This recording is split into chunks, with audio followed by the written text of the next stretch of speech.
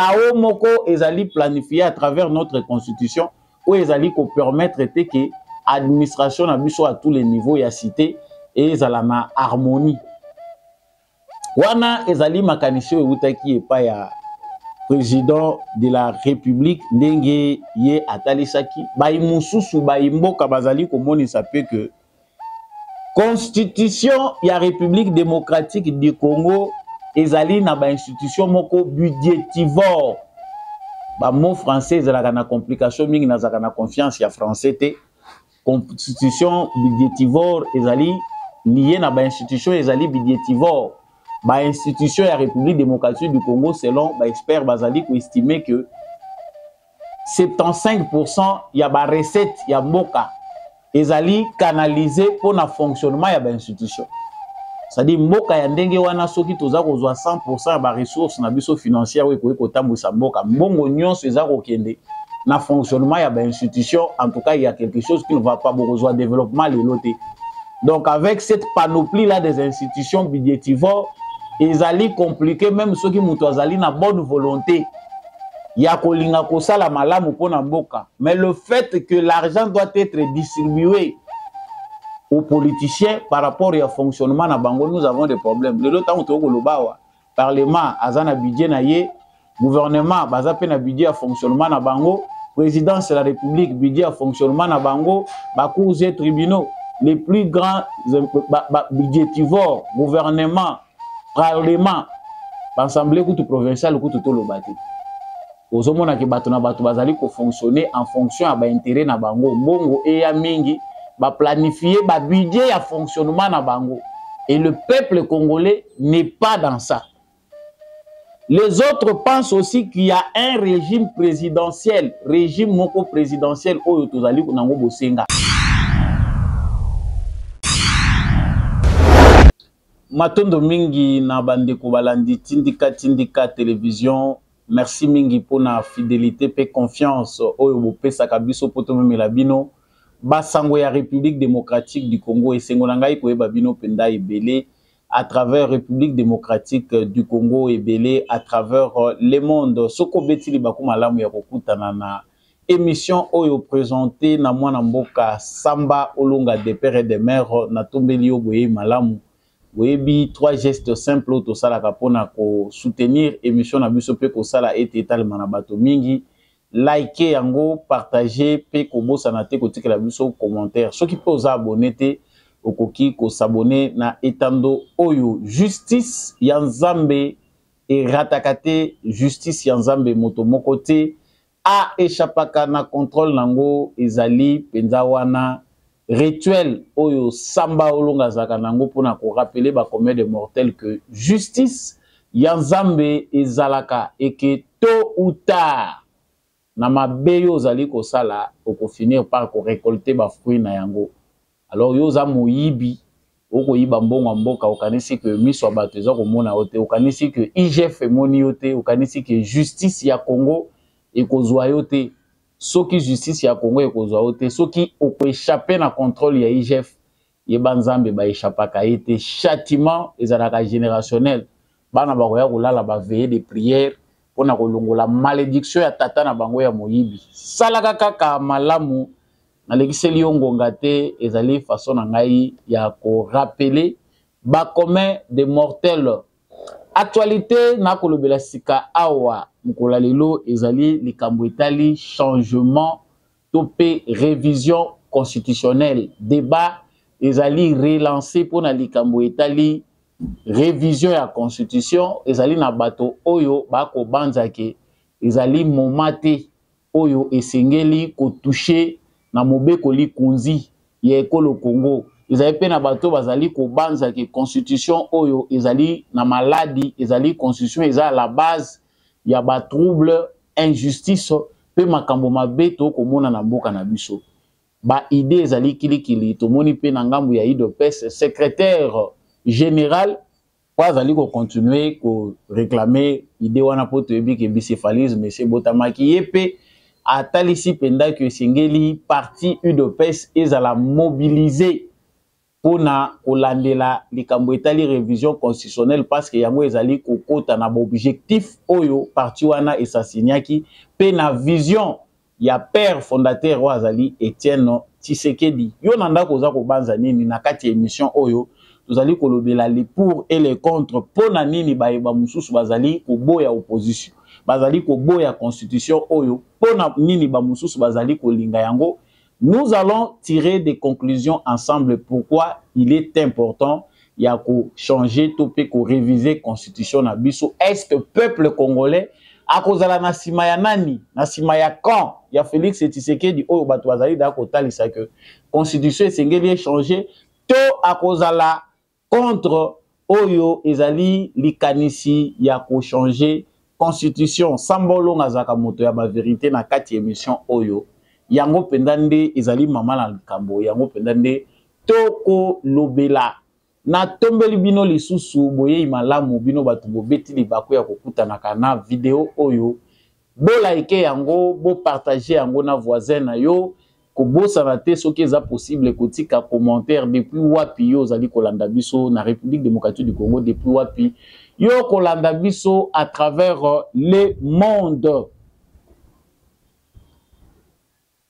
Félix Tshisekedi va-t-il gagner la bataille de la révision constitutionnelle? Na ngo pendande nazali penda ko banza awa toyebi que constitution na biso ezalaki voté par référendum pe appliqué na 2006 ezali constitution lelo ezali ko sala objet ya débat entre congolais pona koyeba faut-il ko changer yango to esengeli kotika yango et continuer parce que ezali à la base ya mbeba mon côté na kanisi na banza to ko banda côté mingi ya baye oyo bazali komibenga ba opposant petoye ba likanisango euti wapi. Tout a commencé lorsque Félix Tshisekedi a émis le souhait de voir certaines dispositions de notre loi fondamentale échangées parce que ezali ko favoriser gouvernance na bisote na lolenge ya malamu. Na allocution ya Félix Tshisekedi lors d'une interview atalisaki que Constitution de la République démocratique du Congo yango mutuza ko lekisela biso tango toza kozwa une année mobimba pona kaka ko renouveler ba animateur ya ba institution na biso. Dans ces débats là autour ya ndenge nini tokoki composer gouvernement ndenge nini esengeli tous entendre dans les jeux politiques tango nyonso elekaka alors que les mandats ya président de la République ezali kaka pona 5 ans.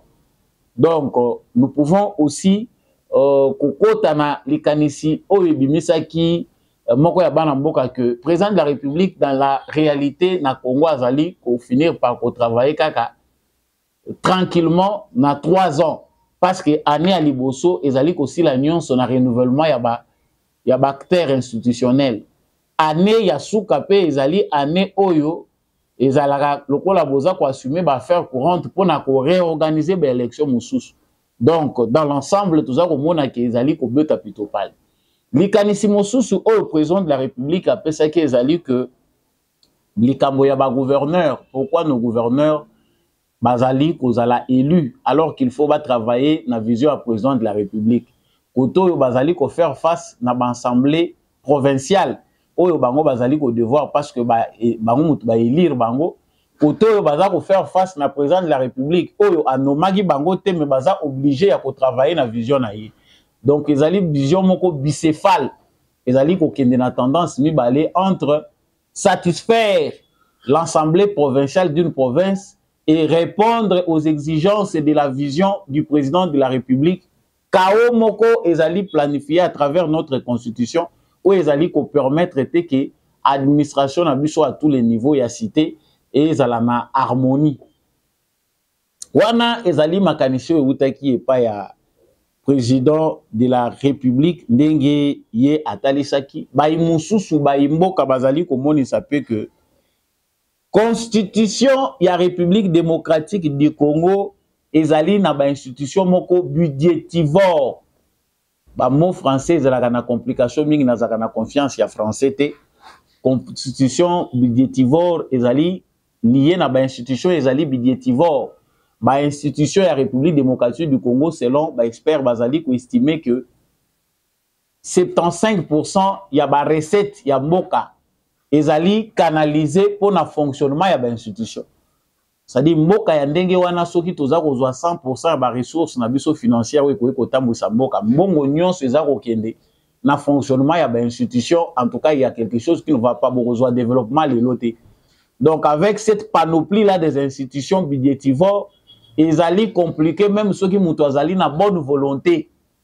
Il y a kolinga kosala malamu pona mboka, mais le fait que l'argent doit être distribué aux politiciens par rapport au fonctionnement na bango, nous avons des problèmes. Le temps où lobawa parlement azana budget na ye, gouvernement baza pe na budget à fonctionnement na bango, présidence de la République budget à fonctionnement na bango, ba cours et tribunaux, les plus grands budgétivores, gouvernement, parlement, assemblée tout provinciale tout to lobati.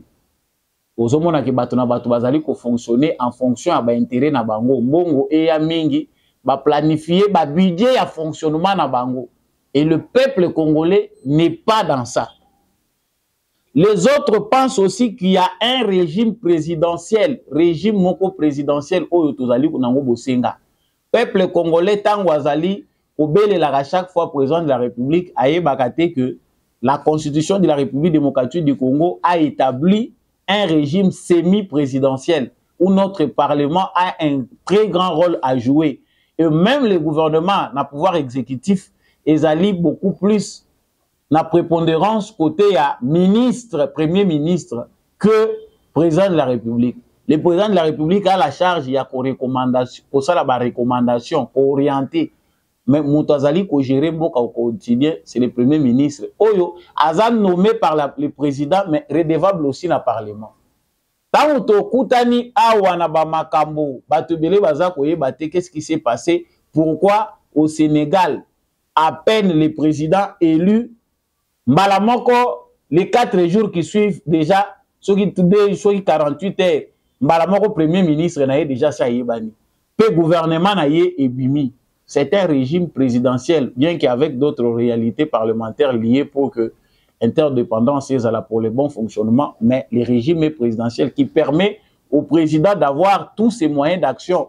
Aye azala na ba moyen yako mettre en action vision na ye. Ce n'est pas le cas en République démocratique du Congo. Le Congo faisait face à un président analphabète politiquement. La constitution qu'on utilise dans le contexte de Joseph Kabila est favorisée qui rangoye parce qu'on savait que Kabila n'avait pas toutes les capacités nécessaires. Na ba critique on va apporter na Kabila. Kabila ne connaissait rien. Yango ba depuis qu'il na pouvoir nyonso ba pesi yango ba dinosaure ya régime na ye oyo ba travailler qui. Ces gens-là aujourd'hui sont parmi aussi ceux qui pensent que Tshisekedi topé il faut Congo éthique à la navoi wana. Mais ceux qui sont congolais, les autres, ils ont évoqué, ils ont recourir tout à la président de la République. C'est-à-dire, Nakati, il y a vision à biso congolais, ils allaient beaucoup plus pencher vers un régime présidentiel qu'un régime semi-présidentiel. Déjà, il y a un problème. Dans cette constitution, il y a aussi problème au Bazali Kolobela.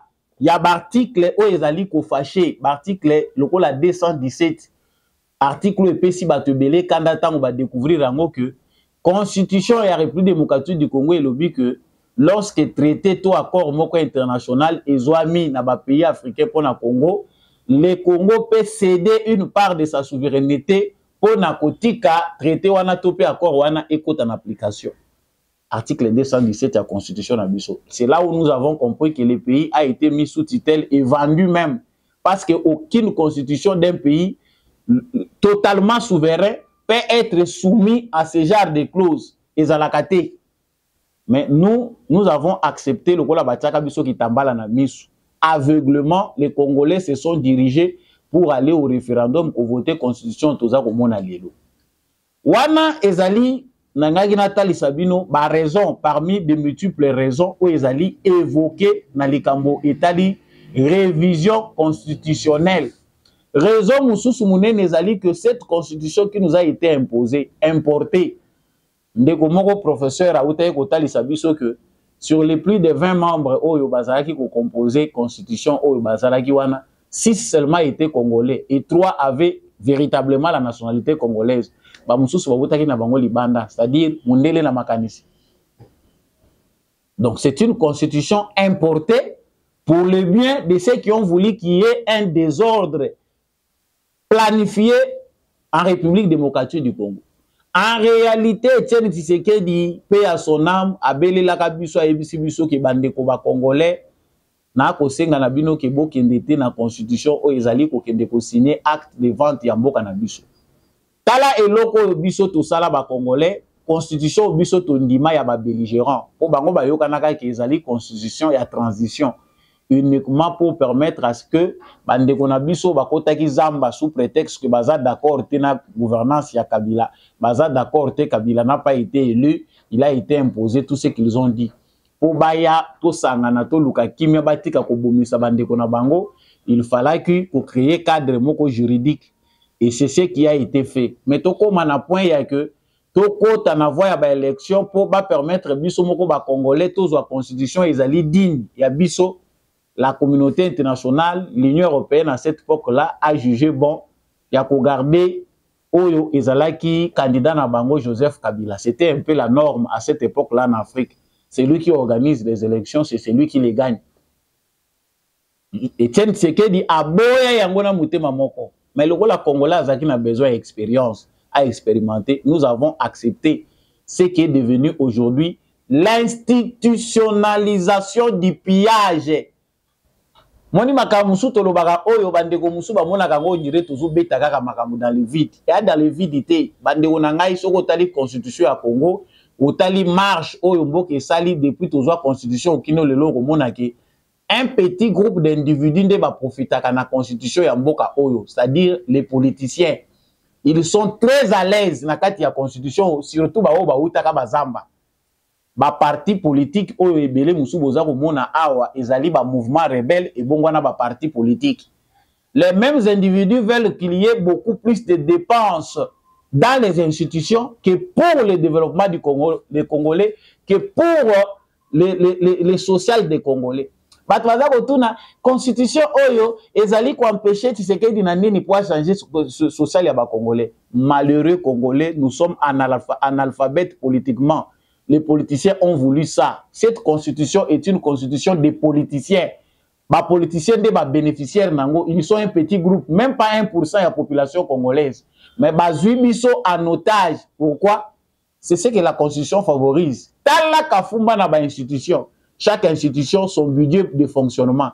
Et c'est là où le vol est planifié, institutionnalisé. Tu sais que dit na moment koloba en termes d'État, azali kosa la continuité à régime ya Kabila. Tozana na république oyo afdel atikela kibiso. C'est peut-être choquant sur une lobby que azosa la continuité à régime ya Kabila. Bon, c'est un peu dur, mais continuité à république oyo afdel atikela biso. Pour biso tant tozo ko sala analyse tozo ko mona ke ezala entrée à musée Laurent Désiré Kabila. Ba décret loi na yewe ekomaki ba constitution. Na Kabila ndenga ye kokota, na constitution na bango ba belligérant. Tout ceci c'est un ordre politique bien planifié pour batuna batu bazwa par na bango sauf le peuple congolais à se retrouver na yete. Ba mindele basi ba yebi que dans ces désordres, dans ces chaos organisés, les Congolais ne vont pas se retrouver mais bango mindele ba kozwa na bango. Ceux qui ne comprendront rien ce seront les Congolais. Pour mindele bango ba yebi que derrière ces désordres administratifs, institutionnels et désordres constitutionnels, nous allons profiter de débat stérile. Yango lelo, bazong biso bal na kana biso pour que tout réfléchir en tant que Congolais dans quel camp nous serons. L'opposition pense que Félix Tshisekedi a une intention yako bakisa mikolo na ye na pouvoir. C'est-à-dire Félix Tshisekedi veut que la constitution ici soit changée pour bakisa nombre mikolo ya ba mandat. Et l'on 5 ans, matissa et puis a lukandengeni na koiko glisser, ndenge to fundaki Kabila. Mais Kabila soki bato batelemela c'était avec raison. Kabila a voulu changer la constitution. Kabila a même glissé de 2 ans.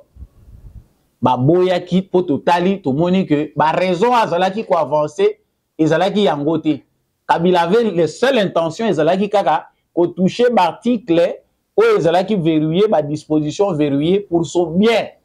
Mais Tshisekedi nous montre ici dans les faits pourquoi cette constitution ne nous profite pas dans la gestion. Vous verrez que l'argument est différent. Mais Royoka Kanya Katumbi et le Fayoul et les autres, opposition moko uniquement parce que je dois m'opposer. Ça la opposition parce que il y a à s'opposer. Ce que l'on a s'opposer, zali nde au PC opposition na yo. Ah bah le bilan est-ce que la constitution est bloquée beaucoup? Moi je me dis, je vous dis que parce que nous autres les participants à débat, la télévision belé ba débat ils ont bon. Lata cravate, lata veste, kende na ba plateau à télévision $100, $50, bimisa mbongo biso tozoko la bino na ba tribune pe ezali ya biso. L'opposition congolaise qui pense que la constitution ne doit pas être échangée parce que c'est favoriser Tshisekedi à vouloir briguer un autre mandat, à glisser, ils n'ont pas raison. Biso ba congolais, tozali na ba signaux nyonso positif pour tout le monde qui y a des institutions où il faut tout longola. Dans un régime où toko parlementaire, toko ko boma sénat na biso, toko ko revoir ordre institutionnel na biso de manière à ce que écoutaka biso le sous mbongo ebelete. Et moi, je profite même pour dire que c'est le moment où biso ba congolais photo landela assainissement, il y a gestion ya mboka na biso ezapé ko salema à travers une nouvelle constitution. Ba salaire il faut ezala ndenge nini. Ndenge nini bako futaka batwana, ba fonctionnement ya ba institution, est-ce que photo tika que Assemblée nationale na Sénat bazala na ba caisse na bango à part entière o baza ko gérer ba millions ya ba dollars. Muta ko ipe ko zwango ake ko tia caisse yango na ndako. Est-ce qu'il faut te permettre biloko ndenge wana? Voilà, chers Congolais, les pillages institutionnalisés auxquels nous faisons face dans le contexte de cette constitution. Na uti koloba wa que batu musu bazali komona ke ta eleki ndenge nini tozali kosala pona makambo ya obimisa gouvernement na ba ministre ba institution eleki bidiotivore tozali na besoin un régime moko présidentiel article 217 il faut elongwa. Et il y a un problème très capital au Singeli Bisoto Lobila Awa Ezaïli Kambuya. Verrouillage, il y a ba poste clé, il y a ba institution na biso. Aujourd'hui, la question de l'identité nationale, la question de la nationalité congolaise est ambiguë au Congo. Le complot international qui a été parrainé par certains Congolais, certains nationaux, a aujourd'hui pris forme à tel point que tout a envahi na ba côté nyonso, na ba sens nyonso. Faut-il que tout celui qui devienne Congolais devienne aujourd'hui ait la chance de devenir président de la République? Non.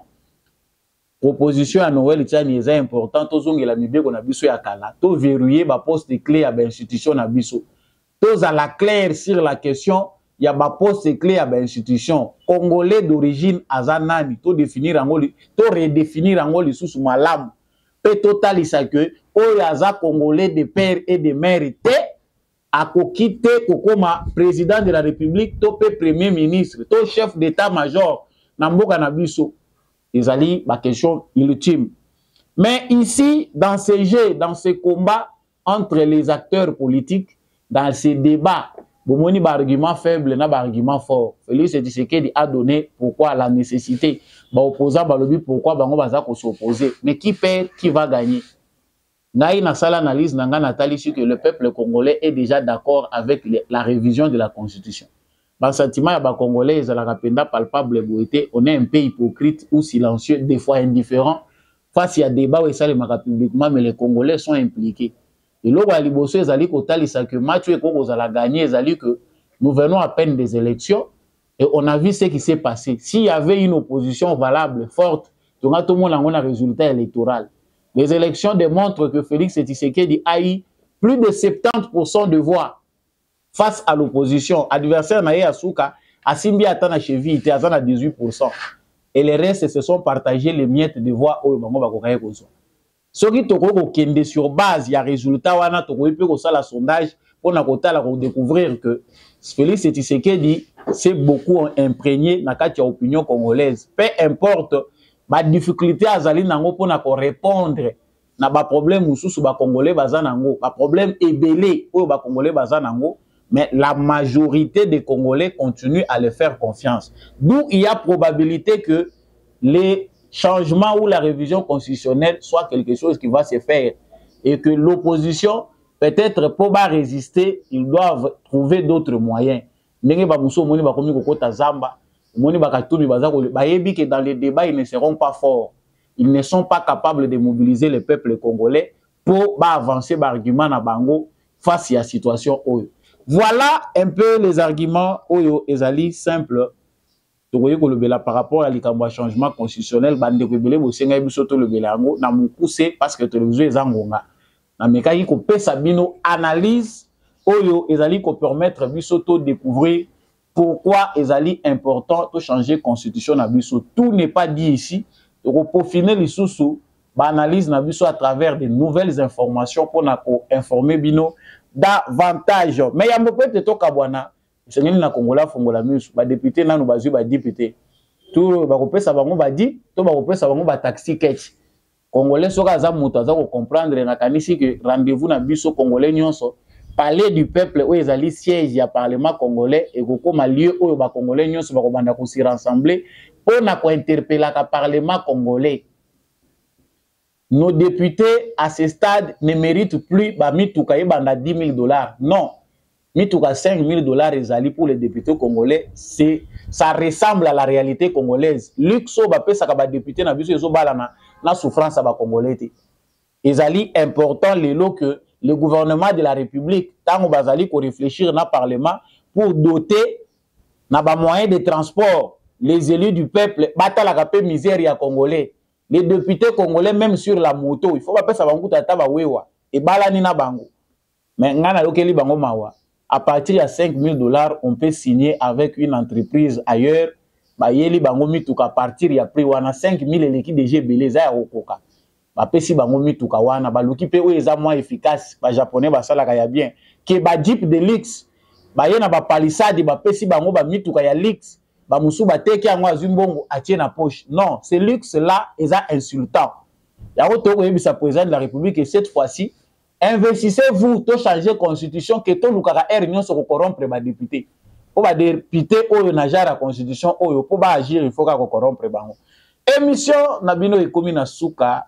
Là, on a commencé à makambo yo kande matakapo toza ko subir nanu to komi acteur te soki olingi o subir les sous-souté zala ya ko telema zala congolais oyo misu ezanga émission na bino esili merci l'équipe technique oyo esalaki que eko ta penda na bitando na bino merci na ndeko Rabile manandeko kapaya basalaki ete émission oyo ekoma na bitando na bino matondo mingi na mwana mboka Rifin Kisombe merci na ba nyonso penda bolingaka mwana mboka samba olonga bolandaka ngai de partout soko apprécier ki émission oyo like yango partager yango yebisa biso olandaki biso depuis wapi ozali pour ou contre la révision constitutionnelle ngai na bino tokutani prochainement na émission mususu.